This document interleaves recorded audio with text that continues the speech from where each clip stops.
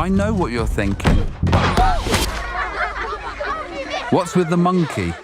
Thank you both so much for taking the time. I love this movie. I've seen it 4 times. I can't get enough of it. I keep watching it. Get those numbers up, yeah. It's so good. It's so good. But I want to know for the two of you, what was your reaction when you found out that Robbie was going to be a monkey in the movie? For me, the first time I found out was when I first spoke to Michael. What was lovely about the audition process for this was usually it's self-tape at home, you just have to kind of go off your instincts to see what happens. Whereas my first thing was actually speaking to Michael over Zoom and him pitching me the movie, and he showed me feel and he showed me my way, the kind of bookends of the story. And so the monkey was always part of the process, was always part of the job for me. So as I grew to understand the project, it was always there. It was the fabric of it.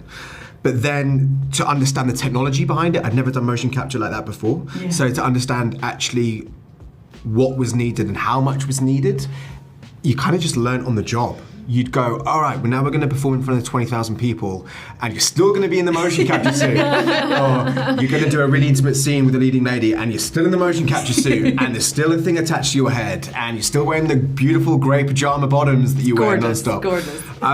So yeah, but I love that. I love that chimp. I love that monkey. It allowed me to have the role. It allowed me to expand my ability as an actor because it allowed me to play and it allowed me to be present and work with fantastic cast such as Raechelle.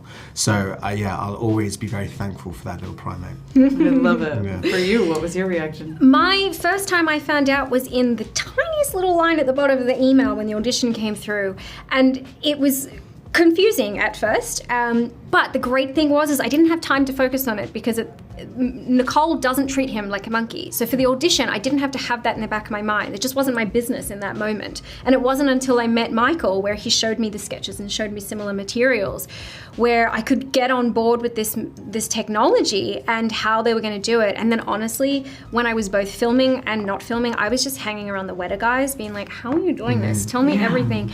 And they were so generous with us, at least I know they were with me, and just walked me through this groundbreaking technology and how they achieved the magic that they did. Yeah, well, similarly, what was it like when you saw it for the first time? Oh, emotional. It was, you worry a little bit because you think, am I just going to be there as a reference point?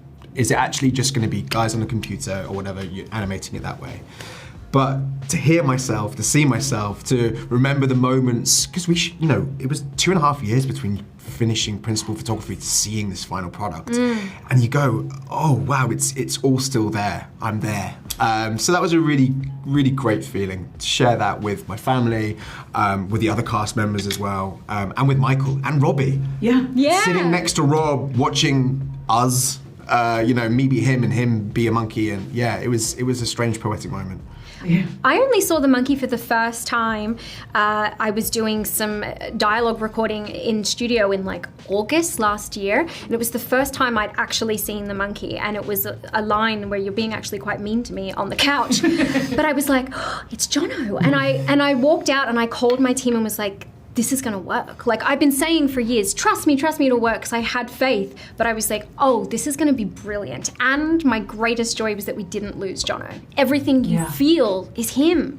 And so it was just, it meant that what I felt on set is what you also feel in the cinema. So just magicians, honestly. It's amazing. And then how hands-on was Robbie? How much time did you guys get to spend with him? You know what, he wasn't, which was what made it really freeing. He was there from the off. I got to meet him, basically just pick his mind about his early life, what it was like to be famous in that time and how it affected him. But then he kind of went, you guys do you.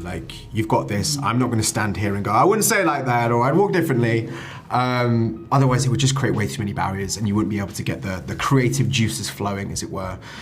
And I think it's also probably better for him, because he then got to see the film as almost like an outsider and just see his life be played out that way in a whole different way to tell a story. But props to him. I think the film is better for the fact that Rob was so willing to have this be a warts and all story. He is the villain in every story he tells. And the fact that he didn't want to have a stranglehold on the creative process of this, I think is why the film is as striking as it is in terms of its storytelling and the creative direction, because he really trusted Michael and he really trusted the people that Michael brought on. And that's really Rob, I think he knows a good thing when he sees it. I love it. Well, I loved this movie. Congratulations, guys. Thank I you can't wait to so see much. it for the 5th time. Yeah. Fine, let's do it. I'm so excited. Thank you, guys. I want to prove I can make it on my own. Proof to who? Everyone. And down the water.